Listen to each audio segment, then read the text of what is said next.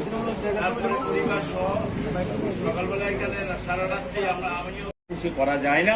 ধীরে ধীরে ওরা বুঝতে পারবে। এখন ওদের রাতের ঘুম উড়ে, তখন ওকে ও সমস্ত সোশ্যাল মিডিয়া থেকে শুরু করে সবকিছু ওই দেখতো।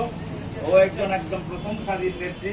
উনি গত 4 দিন আগে নিশ্চিত এই রাজ্যের মানুষ এবং আগরতলা শহরের মানুষ যেটা চাইছে যে গণতন্ত্রের একটা উত্থান হোক।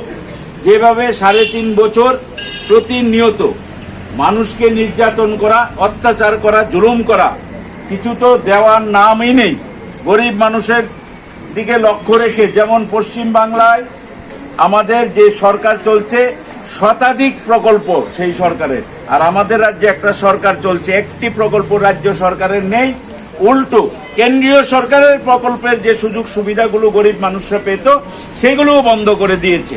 শুধু শুধু লুটপাট করা আর এই মানুষকে নির্যাতন করা হচ্ছে এই সরকার। এখন একটা স্লোগান, এখানে তৃণমূল সেখানেই মারব। আর আমরা সঙ্গে তার প্রত্যুত্তর একটাই স্লোগান থাকবে, মারবে যত বাড়বে তত, যত মারবে তত বাড়বে, তৃণমূল কখনো শেষ হবে না। সুতরাং আপনারা সেই লক্ষ্যে রেখে ভয় পাবেন না। এগুলো ভীতু কাপুরুষ সরকারি নিরাপত্তা বলয়ের মধ্যে থেকে বড় বড় হুঙ্কার দেয়। আমার আপনার মতো সাধারণ মানুষ মাঠে থেকে লড়াই করতে হয়। প্রতিটা দিন আমরা আক্রান্ত হচ্ছি, প্রতিটা মুহূর্তে আক্রান্ত হচ্ছি, কিন্তু আমাদেরকে বহু চেষ্টা করেছে, কিন্তু দুর্বল করতে আমরা দুর্বল নই। আপনারা এমন মানসিকতা নিয়ে লড়বেন যাতে এই রাজ্যের মানুষ আপনাদের উপর যে ভরসা বিশ্বাস রাখছে এবং সেটা প্রতিটা মুহূর্তে যে মানুষ আমাদের পাশে আছে। মানুষের রোষানলে পড়েছে এই সরকার, মানুষের রোষানলে পড়ে এখন ব্যতিব্যস্ত হয়ে গেছে। কি করবে? কখনো প্রার্থীর বাড়ি আক্রমণ করছে, কখনো প্রার্থীর যে প্রস্তাবক তার বাড়িতে আক্রমণ করছে, কখনো প্রার্থীকে তুলে নেওয়ার চেষ্টা করছে, কখনো প্রার্থীর প্রস্তাবককে তুলে নেওয়ার চেষ্টা করছে। এতটাই ওরা জানেও না যে প্রস্তাবককে নিলে, প্রস্তাবক বললে প্রার্থী উইথড্র হয় না। ওরা এটা জানেও না প্রার্থী উইথড্র করতে হয় কিভাবে। কোথাও সম্ভব এই কারণে হয়েছে, আমাদের সবার হৃদয়ে মমতা ব্যানার্জি। সবাই আমরা মমতা বন্দ্যোপাধ্যায়কে ভালোবাসি, তার কর্মকাণ্ডকে ভালোবাসি, হৃদয়ে আছে। কিন্তু শাসক দল বিজেপি একটাই প্রতিজ্ঞা, হৃদয়েই থাকবে, মুখে নিতে দেব না।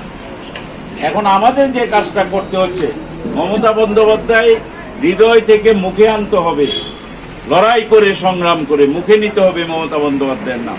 শাসক দল হচ্ছে যে না, তোমার ভিতরে মনে আছে থাকুক, কিন্তু মুখে আনতে পারবে না। কিন্তু আমাদের লড়াই কিন্তু মুখে আনতে হবে। এই লড়াইয়ে আমরা সামিল হয়েছি খুব অল্প দিনের মধ্যে, মানে এতটাই কম সময়ের মধ্যে।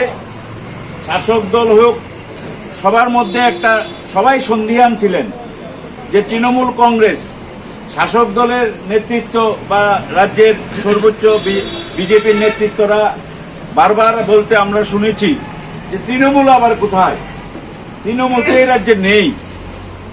তারপরেও শুনেছি ওরা কি প্রার্থী দিতে পারবে? প্রার্থীও দিতে পারবে না। কেউ বলছেন 5 জন দিতে পারবে, কেউ বলছেন 10 জন দিতে পারবে।